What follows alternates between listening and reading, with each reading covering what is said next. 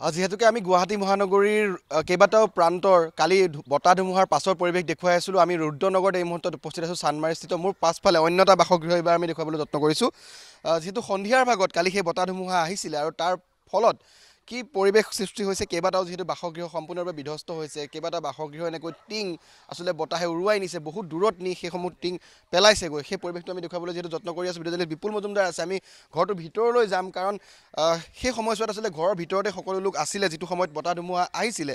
আৰু হঠাতে অহা সেই বতাহ ধুমুহাৰ ফলত যিহেতু সকলো তছনছ হৈ গৈছে আৰু ইতিমধ্যে আপোনালোকে দেখিছে কেনে অৱস্থাত আছে সেই বাসগৃহসমূহৰ আজিৰ তাৰিখত, সেয়া দেখুৱাবলৈ যত্ন কৰিছোঁ। এতিয়াও ঘৰৰ ভিতৰত থকা যিসমূহ আচবাব সেইসমূহ এনেকৈ বাহিৰত আচলতে ৰখোৱা হৈছে, কাৰণ নিশাৰ সময় হৈ গৈছিলে। কাৰণ সন্ধিয়াৰ সেই সময়ছোৱাৰ পাছতে যিহেতু বতাহ ধুমুহাৰ পিছতে বৰষুণো হৈছিলে, গতিকে কোনো গৃহস্থই আচলতে সময় নাপালে বা তেওঁলোকে সুযোগ নাপালে আচবাবসমূহ অঁতৰোৱাৰ বাবে।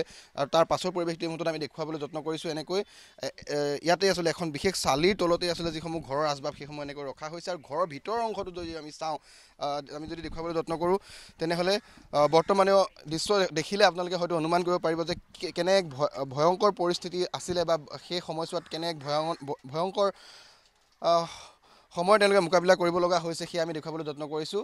সম্পূৰ্ণৰূপে আচলতে ঘৰৰ চালি বা ওপৰৰ অংশ যদি চাই, বতাহ ধুমুহাই কিন্তু উৰুৱাই নিছে ইয়াৰ পৰা বহুত দূৰত নি। ইয়াৰ যি চালি অংশ বা টিং সেইসমূহ কিন্তু বহু ইয়াৰ পৰা নিলগত নি পেলাইছেগৈ।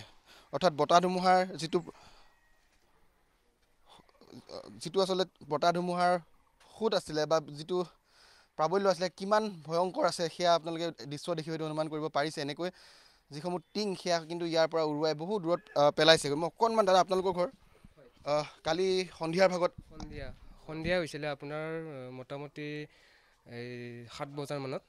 মই ঘৰত নাছিলোঁ, মোৰ অফিচত আছিলোঁ। খবৰ পাই দৌৰি আহিলোঁ।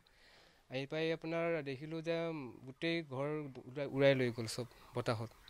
মা আছিলে, মা কেনেবাকৈ ৰক্ষা পৰিছে, তেওঁ ঘৰত ভিতৰত লৈ গৈছোঁ।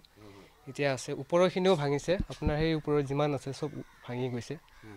এতিয়া কেনেকৈ বনাওঁ, এতিয়া এইবিলাক চব চৰকাৰী ঘৰ হয়। চৰকাৰে কোনো ধৰণৰ এয়া কোনো নাচাই, ৰিপেয়াৰিং কৰি নিদিয়ে।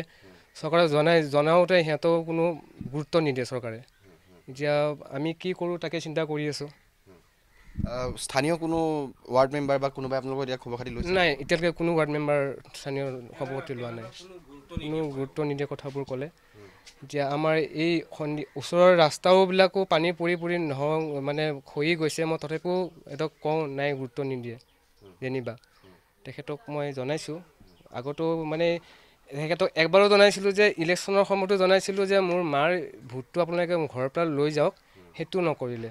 মোৰ তেখেতৰ হোৱাটছআপত দিয়া মোৰ মেছেজটো আছে, ভইচ মেছেজটো, সেইটোও নকৰিলে, কোনো গুৰুত্ব নিদিলে। এতিয়া কি ক'ম আৰু। কালি আচবাব উলিয়াবলৈ একো আপোনালোকে সময় নাপালে? নাই, একো সময় নাপালোঁ। গোটেই কাপোৰ কানি গোটেইখিনি ভিজি গৈছে, মানে একো কৰিব পৰা নাই। মানে ৰাতি ভাত খাব পৰা নাই শান্তিমতে, এনেকুৱা হৈছে। নিশাটো ক'ত কটালে? নিশাটো ভিতৰৰ ৰুমত এটা আছে, ভিতৰৰ ৰুমত কটাইছোঁ।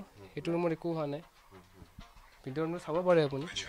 মই পৰিৱেশটো দেখুৱাবলৈ যত্ন কৰিছোঁ। বৰ্তমানে আচলতে তেওঁলোকে যিহেতু এতিয়া কিছু বতৰ ফৰকাল হৈছে, পুৱাৰ ভাগ, গতিকে তেওঁলোকে যিখিনি পাৰে সেইখিনি আচলতে তেওঁলোকে ঠিক ঠাক কৰিবলৈ এই মুহূৰ্তত যত্ন কৰি আছে। আমি সেই পৰিৱেশটো দেখুৱাবলৈ যত্ন কৰিছোঁ। যথেষ্ট এক দুৰ্গম অঞ্চল, পাহাৰীয়া অঞ্চল ৰুদ্ৰনগৰ। আমি সেই স্থানৰ পৰিৱেশ দেখুৱাই আছোঁ। কেইবাটাও বাসগৃহ, কেৱল এটা দুটা বুলিয়ে নহয়, আমি যিমানেই আচলতে পাহাৰৰ ওপৰলৈ উঠি আহিছোঁ দেখিবলৈ পাইছোঁ যে এটাৰ পিছত আন এটা বাসগৃহ আচলতে এনেকুৱা তথৈবচ অৱস্থা। কালি সন্ধিয়াৰ ভাগত অহা সেই ভয়ংকৰ বতাহ ধুমুহাৰ পাছৰ পৰিৱেশটো দেখুৱাবলৈ যত্ন কৰিছোঁ।